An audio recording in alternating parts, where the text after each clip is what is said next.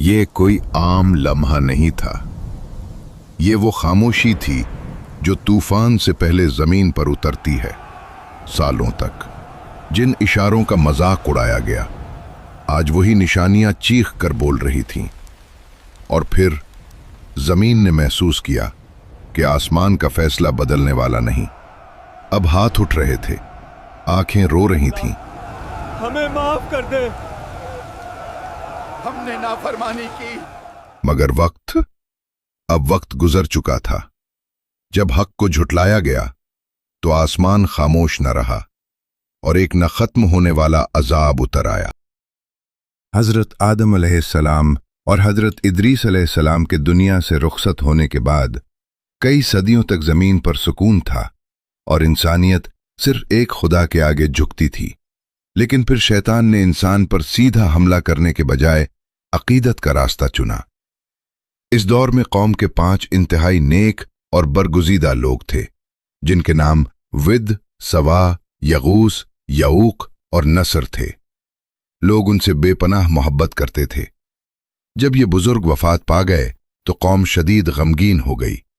शैतान ने मौका गनीमत जाना और उन्हें मशवरा दिया कि उन नेक लोगों की याद ताज़ा रखने के लिए उनके मुजस्समे बना लो और अपनी मजलिसों में रख लो ताकि इबादत में दिल लगे। कौम ने ऐसा ही किया, लेकिन उनकी इबादत नहीं की। मगर जब वो नस्ल गुजर गई और अगली नस्लें आईं तो इल्म उठ गया और शैतान ने उनके जहनों में ये बात डाल दी कि तुम्हारे बाप दादा इन मुजस्समों की पूजा करते थे और उन्हीं के वसीले से बारिश मांगते थे। यूं आहिस्ता आहिस्ता वो पत्थर के मुजस्समे यादगार से खुदा बन गए और जमीन के सीने पर तारीख में पहली बार शिर्क का आगाज हुआ।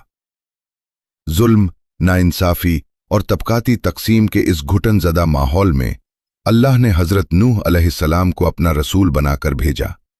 आपकी दावत सिर्फ एक अल्लाह की नहीं थी, बल्कि समाजी बराबरी की भी थी।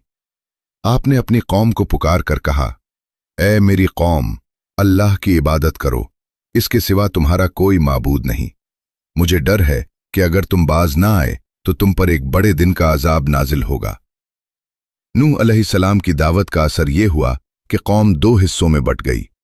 एक तरफ मुट्ठी भर कमजोर और गरीब लोग थे जो ईमान ले आए, और दूसरी तरफ ताकतवर सरदार और उमरा थे जिन्होंने तकब्बुर का रास्ता चुना। सरदारों को सबसे ज्यादा तकलीफ ये थी कि नूह अलैहिस्सलाम के मानने वाले गरीब मजदूर थे।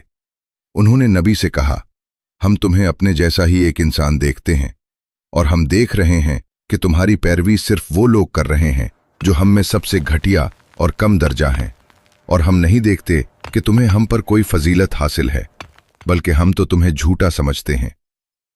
उन्होंने ये शर्त भी रखी कि अगर हमसे बात करनी है तो उन गरीब ईमान वालों को अपनी महफिल से निकाल दो। मगर अल्लाह के नबी ने साफ जवाब दिया, मैं ईमान लाने वालों को धुतकार नहीं सकता, वो अपने रब से मिलने वाले हैं, लेकिन मैं देख रहा हूं कि तुम जाहिल लोग हो। ये जिद्दोजहद कोई मुख्तसर अरसा नहीं चली, 1 साल नहीं, 100 साल नहीं, बल्कि 950 साल तक नूह अलैहिस्सलाम ने दिन रात उन्हें समझाया, कभी तन्हाई में, कभी भरी महफिलों में, लेकिन वो जितना बुलाते लोग उतना ही दूर भागते।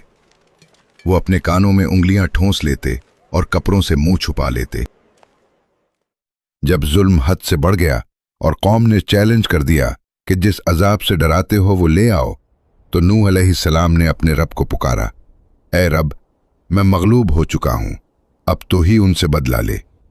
अल्लाह का फैसला आ गया, वही नाजिल हुई कि अब आपकी कौम में से कोई नया शख्स ईमान नहीं लाएगा सिवाय उनके जो ला चुके। बस आप हमारी आंखों के सामने और हमारी वही के मुताबिक एक कश्ती तैयार करें।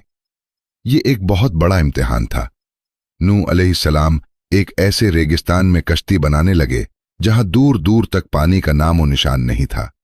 उन्होंने पहले दरख्त लगाए, सालों इंतजार किया, फिर लकड़ियां काटी और कश्ती जोड़ना शुरू की। कौम के सरदार जब वहां से गुजरते तो मजाक उड़ाते और कहते, ऐ नूह, कल तक तुम नबी थे, आज बढ़ई बन गए, क्या ये जहाज रेत पर चलाओगे? नूह अलैहिस्सलाम सब्र से जवाब देते, अगर आज तुम हम पर हंसते हो तो अनकरीब एक वक्त आएगा जब हम तुम पर हंसेंगे। जैसे तुम हंस रहे हो। जल्द तुम्हें मालूम हो जाएगा कि रुस्वा कुन अजाब किस पर आता है। बिलाखिर वो खौफनाक दिन आ पहुंचा। अल्लाह की निशानी जाहिर हुई और जमीन में मौजूद तंदूर से आग के बजाय पानी उबल पड़ा। ये तूफान का सायरन था। अल्लाह का हुक्म हुआ कि हर जानदार का एक एक जोड़ा, नर और मादा, कश्ती में सवार कर लो और अपने घर वालों को भी, सिवाय उनके जिनके बारे में फैसला हो चुका है। ईमान लाने वाले जो तादाद में बहुत कम थे, कश्ती में बैठ गए। फिर कायनात ने वो मंजर देखा जो न पहले कभी हुआ था न बाद में होगा। कुरान कहता है, बस हमने मूसलाधार बहते हुए पानी से आसमान के दरवाजे खोल दिए और जमीन को फाड़ कर चश्मे जारी कर दिए, तो दोनों पानी इस काम के लिए मिल गए जो मुकद्दर हो चुका था। ऊपर से आसमान टूट पड़ा, नीचे से जमीन फट गई। पानी का लेवल इतनी तेजी से बढ़ा कि पहाड़ भी छोटे लगने लगे। कश्ती पहाड़ों जैसी मौजों के दरमियान चलने लगी। इसी अफरा तफरी में नूह अलैहिस्सलाम की नजर अपने बेटे पर पड़ी जो काफिरों के साथ अलग खड़ा था। बाप की शफकत ने जोश मारा और उन्होंने पुकारा, ऐ मेरे प्यारे बेटे, हमारे साथ सवार हो जा और काफिरों का साथ न दे।